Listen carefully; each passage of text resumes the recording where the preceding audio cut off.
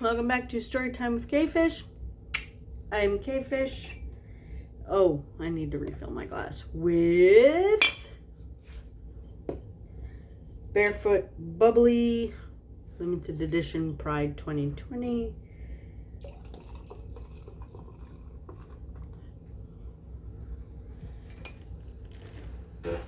And Chambord. Because it's not bad, but it could be so much better.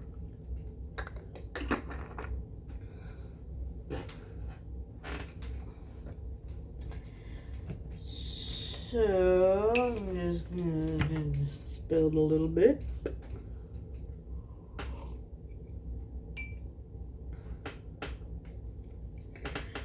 All right. So I apologize if I'm rubbing my eye. There has been some cat infestation or dog or something, infiltration, whatever. And I am absolutely dying. Actually, I wonder if I have allergy pills somewhere.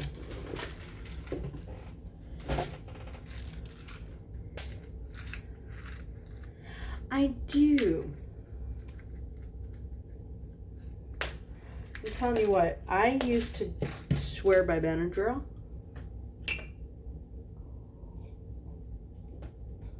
Except for the fact that, well, I would have sworn by Benadryl, except by the time I would swear by Benadryl, I was asleep.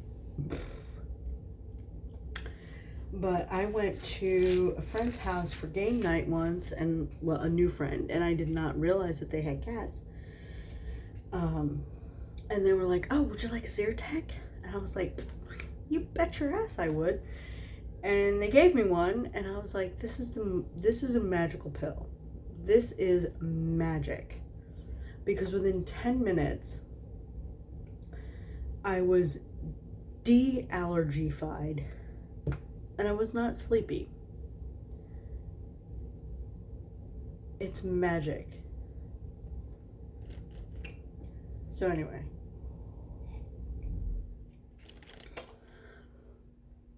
Give me a second. Back. So anyway. I may be itchy. I may rub my eye a lot. I may look like a fucking monster at some point. It really is.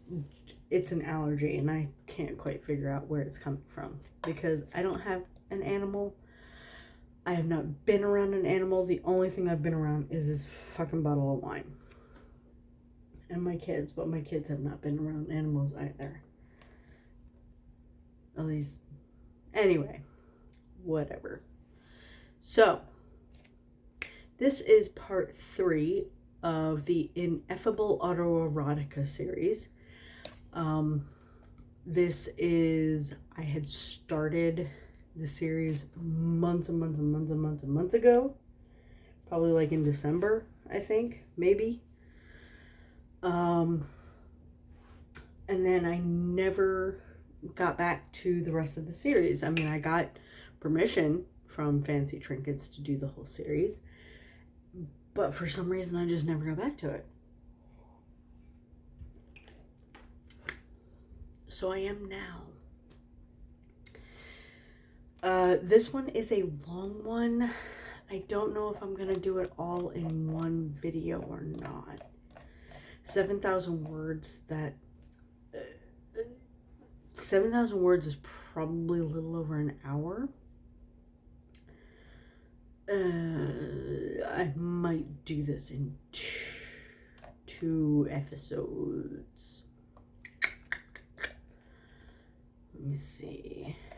Yeah, I'll do this in 2 videos. I apologize deeply to FancyTrinkets for breaking up the story.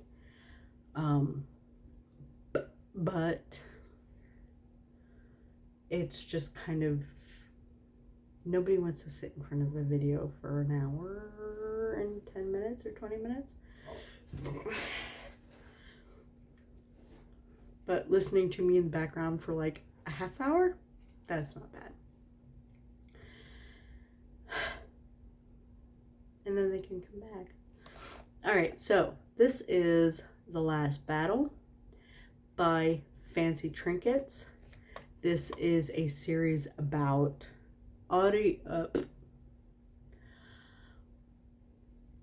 ineffable audio erotica.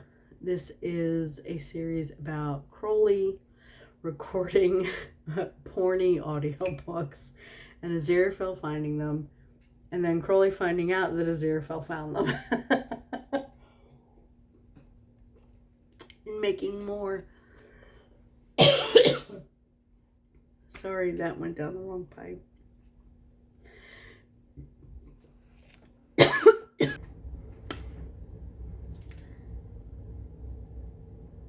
So that went down the wrong pipe. That sucked. I'm pretty sure I may have died. Okay, so Last Battle by FancyTrinkets.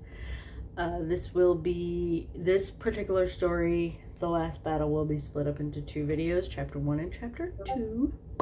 This is chapter 1. So this series is about, God, I don't even remember what I said before, and I don't want to restart the video. So this is about Aziraphale finding erotic audiobooks.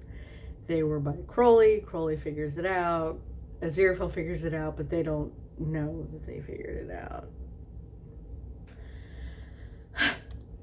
The Last Battle.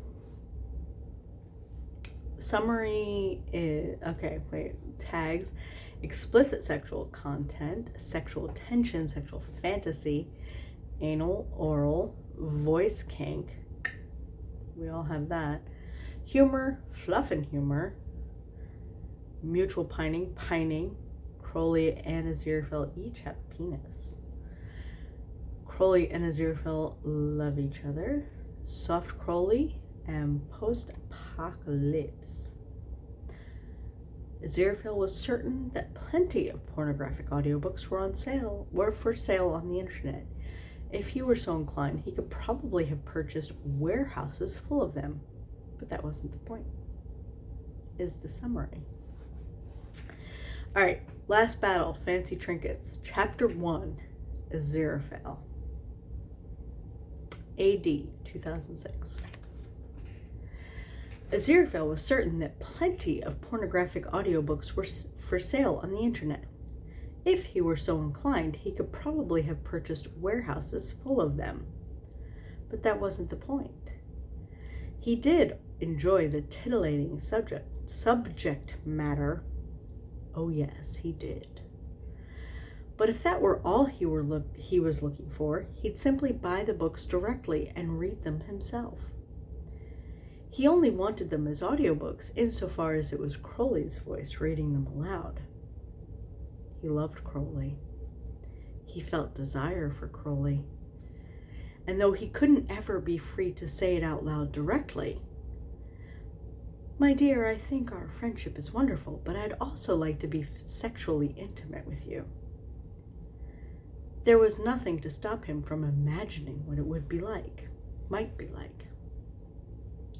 He had discovered that he greatly enjoyed thinking about sex with Crowley, about the ways their corporations would interact and respond to each other. Oh, by the way, this is rated E for explicit with adult content.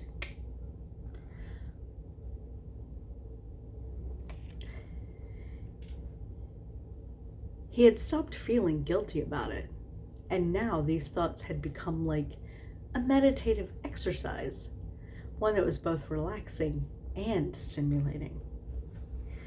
He envisioned the warmth of Crowley's body, naked and pressing against his own. He imagined how it would feel to have Crowley touch and kiss each part of him, from forehead, lips, and jaw down to belly, thighs, and cock. He thought about the wetness and heat of Crowley's mouth, and he imagined Crowley's scent, pleasant and familiar, but grown thick and intoxicating with the musk of his desire. Aziraphale imagined pressing his face to Crowley's armpit and groin, breathing him in and savoring every moment.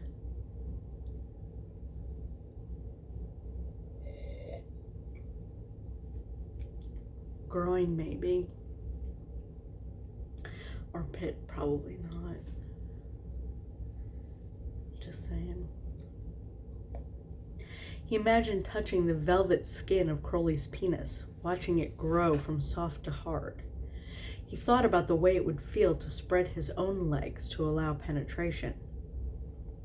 He imagined the love-struck look in Crowley's eyes, and he thought about how wonderful it would be in that moment of physical intimacy to tell him, "I love you." He really needed another audiobook. It's like a say, God, I need a cigarette. He needed the sound of Crowley's voice surprising him with a new turn of phrase, narrating a new moment of intimacy before two characters.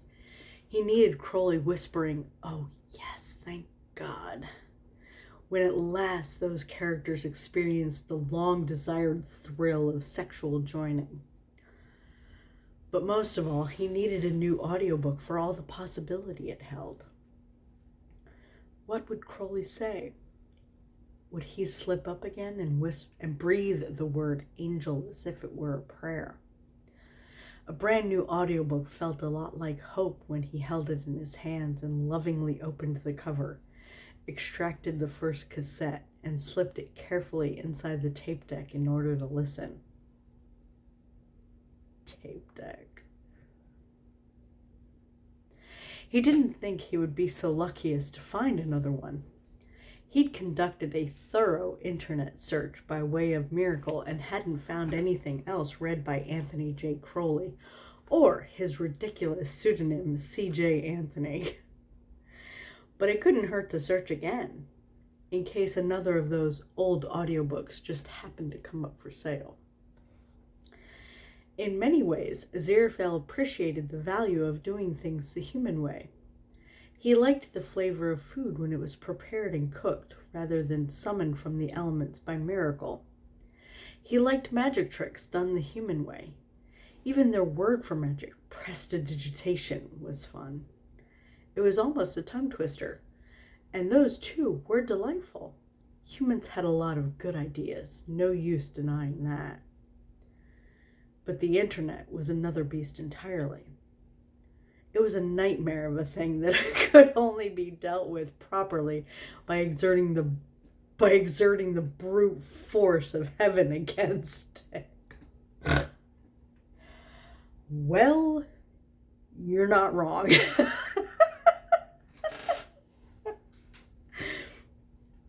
The good thing about searching online via miracle was that he didn't need to make elaborate excuses. He reported it for heavenly audit as pertaining to the business of operating a bookshop. Sneaky angel. After all, he had to blend in with the adult content.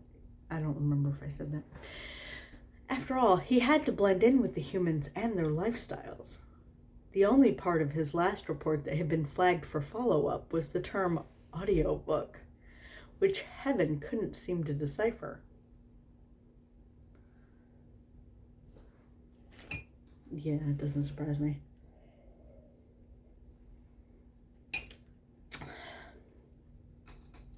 His paperwork had been returned to him marked revise and resubmit with the word audiobook circled and a question written into the margins. Is this pornography? Is this pornography? Yes. And that had been, well, awkward. Because in this particular case, yes, it absolutely was pornography. Aziraphale creatively dodged the question by answering in the categorical sense rather than the specific. He scrawled his reply in the margins. Audiobooks are not, by their nature, pornographic, although it is possible to find examples that might be. You clever angel. Man, fucking loophole central, and I love it. I fucking love loopholes like that.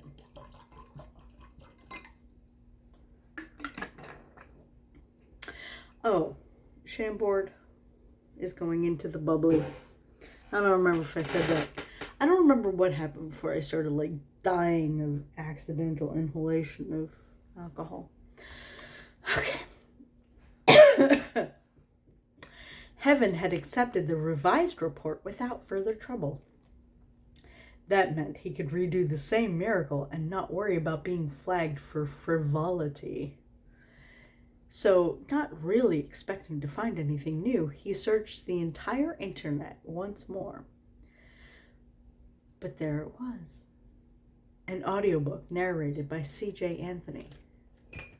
Better still, it was different than either of the other two. Aziraphale ordered it immediately. By the time it arrived a few days later, he had upgraded his listening device. He was still using the old Walkman.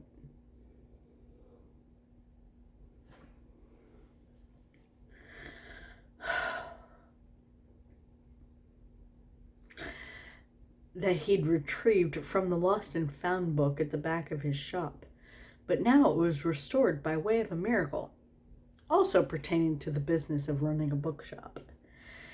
In place of the shabby, disintegrating foam, the pads of its headphones were now bright, clean, and soft as new. They were orange, weren't they? I remember my first Walkman. They were orange, the foam. The slightly off-kilter door of the cassette deck now opened and closed smoothly, and the entire device was free of nicks and scratches. All in all, it was mint condition, a lovely specimen for its age. He slid the black cassette into the deck, pressed the buttons, and was rewarded with the treasured sound of Crowley's voice. Better sit down and get ready for this one. The last battle is fantasy xeno-romance about a human wizard who summons a powerful immortal from the dark realms of fire. So, just let that sink in.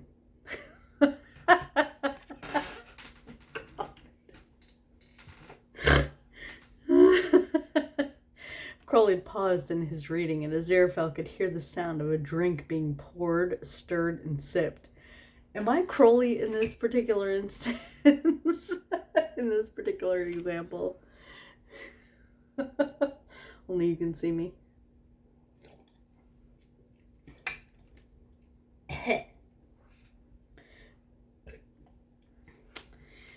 You ready now?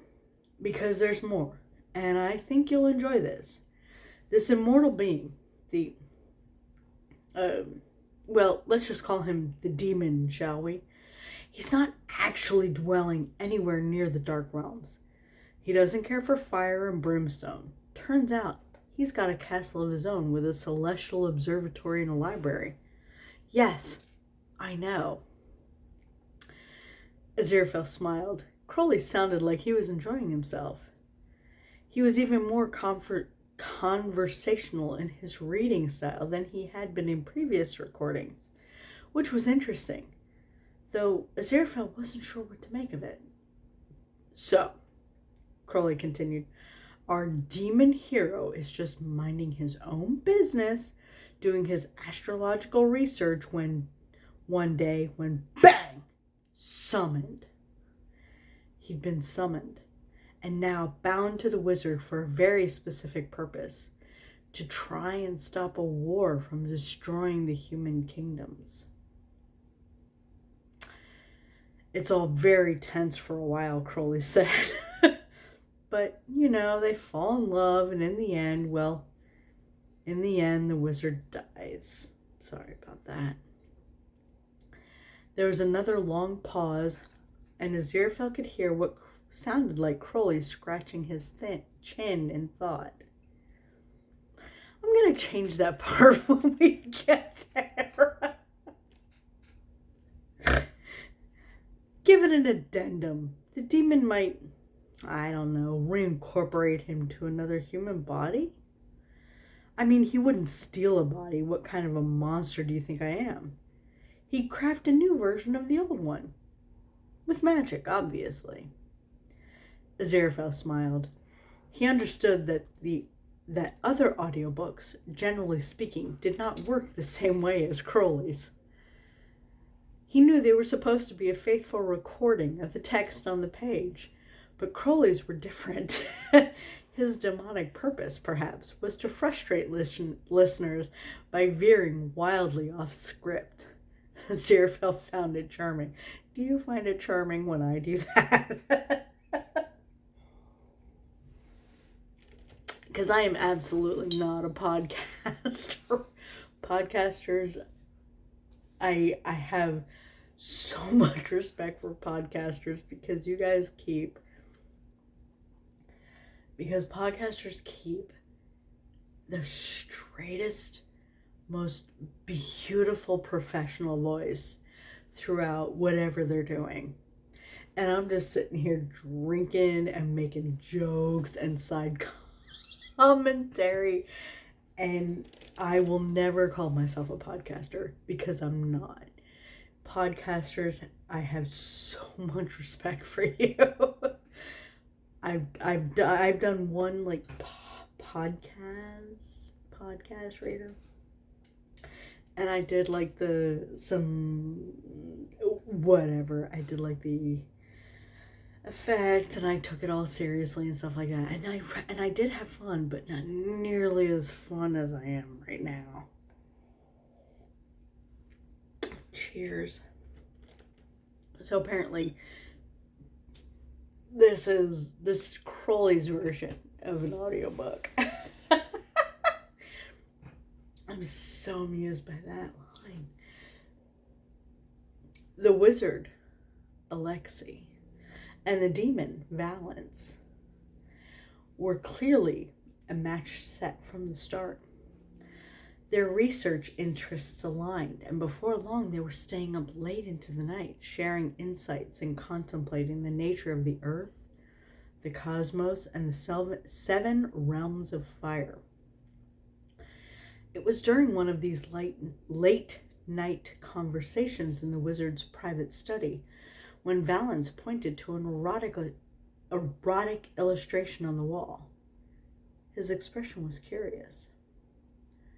"A pair of human men?" he said, and when Alexei nodded, the demon asked, "Is that your proclivity?" "It is among my proclivities," Alexei said. "Lately I find myself wondering if a genderless being like yourself has sexual proclivities to speak of." "I believe I can, if sufficiently motivated," Valence replied. He met Alexei's gaze with a look that seemed to burn with a fire of its own. "I am not limited by the constraints of a human form. I could summon whatever phallus or orifice a partner might desire." "I admit I do yearn for this," Alexei said, "and yet I cannot indulge with you. Not whilst you are bound to me by magic." Crowley cleared his throat. So, they're going to quote a bunch of ethical philosophy at each other for the next dozen pages. I'm not going to read all that. Suffice it to say, they both want to get horizontal, but they can't figure out a way to consent to each other properly given the confines of their arrangement.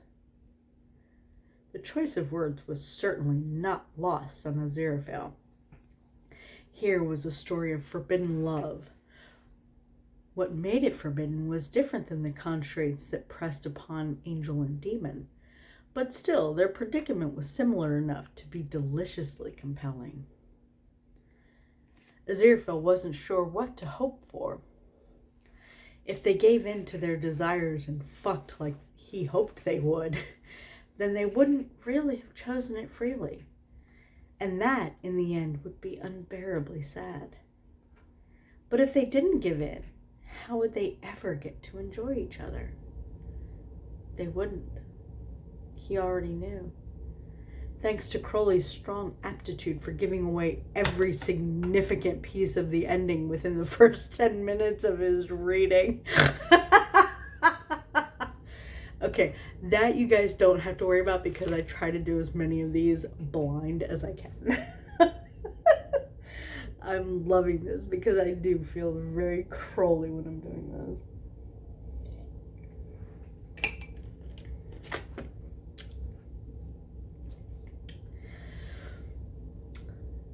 He already knew, thanks to Crowley's strong aptitude for giving away every significant piece of the ending within the first 10 minutes of his reading, that Alexei was destined to die, and that's what would finally free Valence. The demon would then make a choice on his own to soldier on and stop the war, and he would do it to honor Alexei's memory.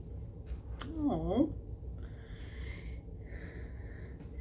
Given these awful parameters, how could there possibly be any of the wild, unrestrained lovemaking that Aziraphale so desperately craved? There simply couldn't be. He paused the audiobook and he pouted down at the Walkman in his lap. And then it occurred to him, Crowley could improvise. He could use his own clever imagination to add in the scenes that the book itself sorely lacked. Suddenly and quite intensely, Aziraphale wanted only that.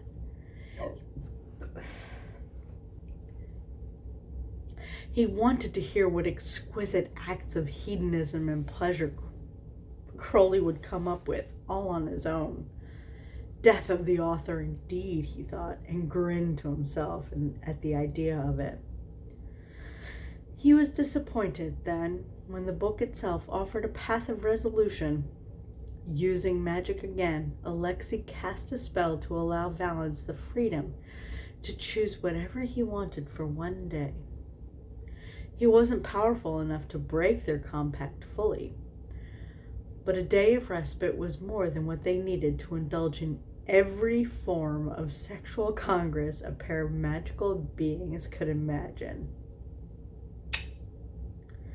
Aziraphale paused the book again and took a moment to imagine what it might be like to be granted that sort of liberty.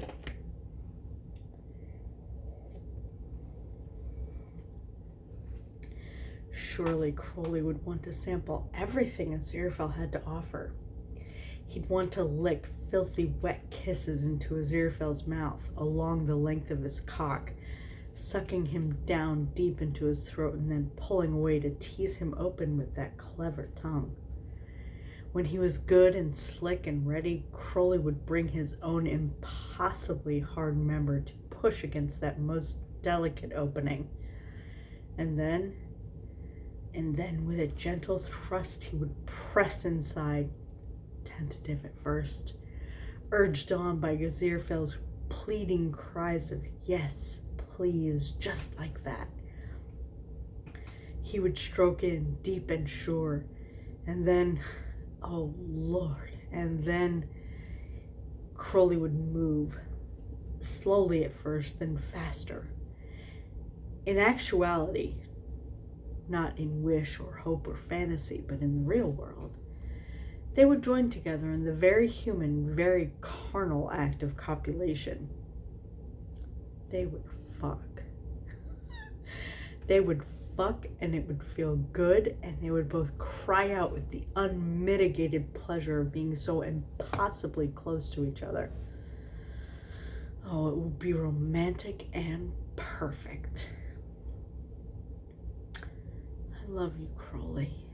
he whispered into the cluttered emptiness of the room in which he sat. I love you, and I miss you all the time. By the end of the story, Aziraphale had tears in his eyes. Alexi's death was indeed a heroic act of sacrifice. Crowley narrated it with disdain, as though the author had personally insulted him. Pierced by arrows, bruised and bleeding, Alexi's lifeless body fell to the blood-soaked earth and rested there, amidst the refuse of battle, or amidst the refuse of the story, more like. The ending is garbage. He sighed loudly. Ugh. Let them be together. I mean, why not? It's a fantasy. Not like the real world where you can't have it. The rest of his rant seemed less relevant to the events of the book. Stories are for wish fulfillment, right? Well, I can think of a few impossible wishes I'd like to fulfill the hell out of. But no, it's beyond impossible. It's unfathomable. Can't even talk about it. For thousands of years you love him and you can't say a word. So frustrating. The recording went silent. Aziraphale held back a sob. He tasted salt as he pressed his lips together. He wept openly now, thanks to the story's sorrowful end and his best friend's heartbreaking confession. Crowley cleared his throat into the microphone, and when he spoke again, he'd managed to get the hissing under control. Besides, he added, they didn't even do any of that technical stuff. They didn't even do any of that tentacle stuff the demon was talking about on page 96. I can't be the only one curious about the logistics of that. Aziraphale laughed and wiped his face. Even with such a weight of sorrow, the clever lilt of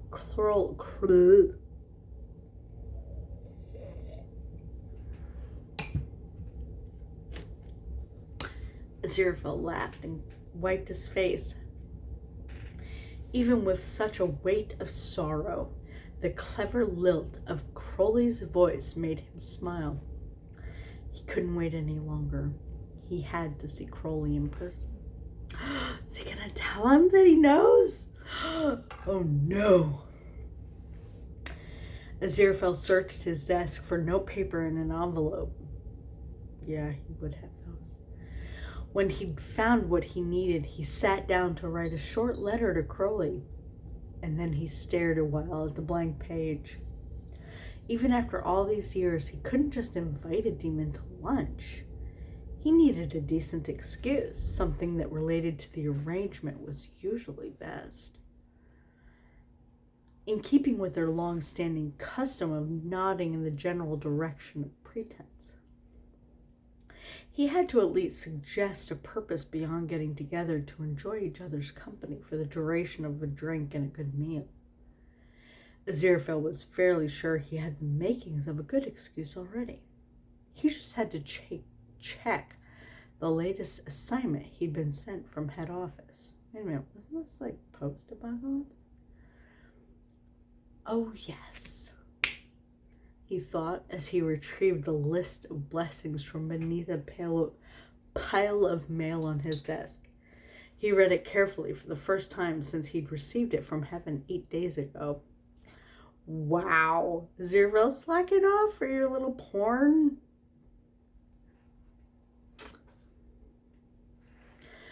This will do nicely. Several of the humans to be blessed were residents of Manchester, since that entire city was technically under Crowley's jurisdiction. Why?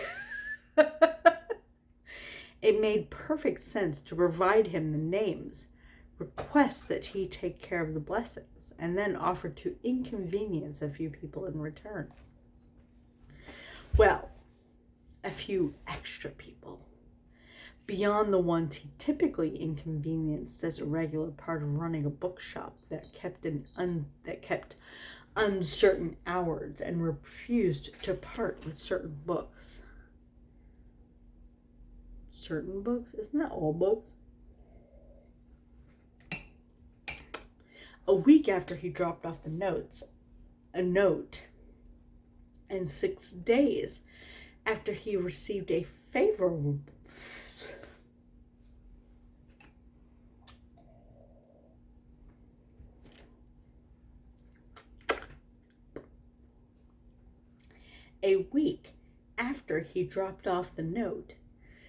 and 6 days after he received a favorable reply, Aziraphale sat down at their usual table at the Ritz and waited for Crowley to arrive.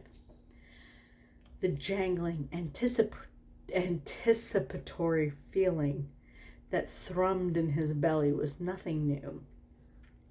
For hundreds of years now, he'd experienced that same mix of glee and nervousness when he was about to rendezvous with his dear old nemesis. Crowley showed up 10 minutes late, with a bounce in his step and a flashy grin. "You're in a good mood," Aziraphale said. "Should I be worried?" "Nah," Crowley said. "Nothing evil in the works. It's just a good day." As he sat down, he picked up the list of blessings that Aziraphale had left on the table for him. He unfolded it, read it quickly, then tucked it away in his pocket. "Won't be any trouble," he said. "So, what's for lunch?" "Roast pheasant with pomegranate." "It sounds divine." It turned out to be more delicious than Aziraphale had even imagined. The bird was roasted to perfection, and each bite delivered the optimal balance of sweet and savory. Lunch proceeded as usual.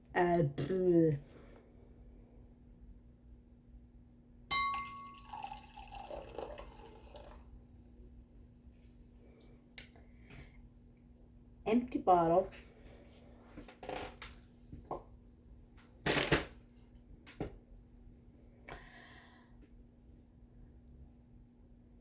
Lunch proceeded as usual. Crowley ate his standard few morsels, but spent most of his time observing as Aziraphale enjoyed the meal. They kept up a leisurely conversation about the state of the world and their general plans for the next several months. It was all very friendly and casual. When the food was done, Aziraphale sat back, his hunger sated, and smiled at his companion. That's when the bit of fluff caught his eye. It was pale and downy against the burnished copper of Crowley's hair. "Oh, you've got something.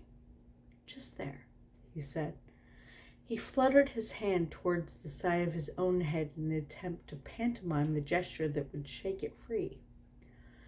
But Crowley just frowned at him, obviously not understanding what he meant.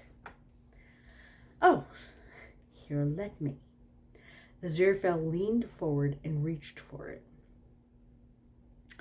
All of a sudden, his face was very close to Crowley's, almost close enough to kiss him.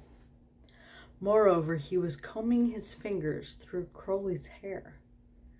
He tugged, very gently, to try and grasp that wily piece of fluff when he missed and yanked harder on a lock of hair. No.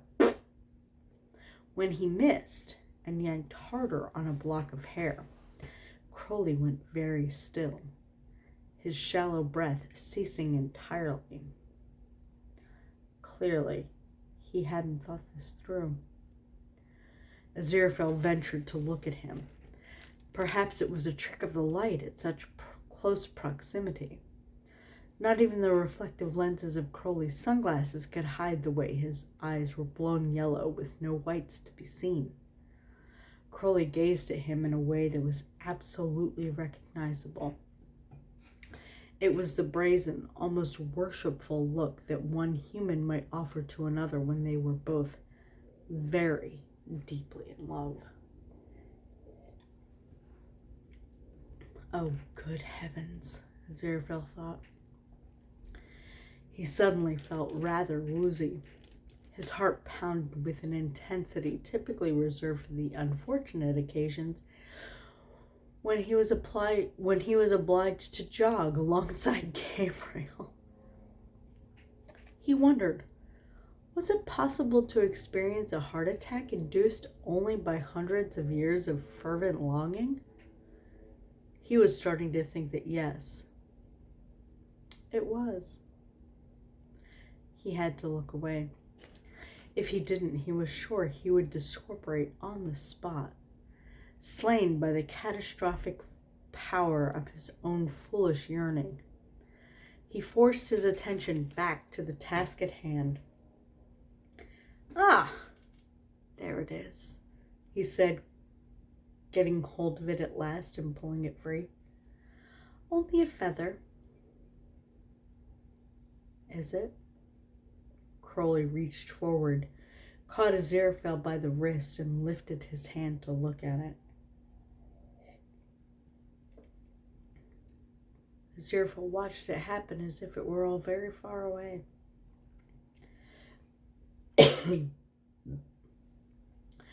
Crowley's fingers were wrapped around his wrist. He imagined what it would feel like to be held just like this, except naked, with Crowley on top of him, pressing both of his wrists to the mattress and then fucking him. And, oh goodness, no. He snatched his hand away, startling Crowley. The wisp of a feather floated upwards, buoyed by an otherwise imperceptible current of air. What time is it? Aziraphale said, a little bit too loudly. Crowley sat back, and with a blink, his glasses were properly opaque once more. He checked his watch. It's 1:15. I have to go, Aziraphale said. He pushed back his chair and stood up. He could hear the wildness, the sense of panic rising in his own voice, but he didn't know how to stop it. I have an appointment about a rare first edition, and I cannot be late. He did not have any such appointment. He was lying to his dearest friend because the only alternative would be to admit how very much he wanted to be taken upstairs and then, well, taken again, but in a different manner, downstairs, to use a truly terrible euphemism. Where are you headed? I can give you a lift. Crowley's reply sounded so full of hope that it nearly broke his heart to refuse him. But he had to. He had to. Back to the bookshop, but I could use the fresh walk, the fresh air. Crowley nodded. I'm so sorry, Aziraphale added. Nothing to apologize for. I understand. Yes, these appointments. They weren't really talking about scheduling conflicts anymore. A responsibility that gets in the way of how I'd prefer to spend my time. If only I were able to cancel them all and do what I like instead. Right, Crowley said. Well, good talk. Glad we both understand how it is. I think we do. Crowley's mouth quirked up at one side in a crooked smile, and Aziraphale couldn't see his eyes anymore. But he was certain that if he could, he'd see a wealth of kindness there, He gazed back at Crowley, his own expression filled with a softness and loving regard he didn't even attempt to conceal.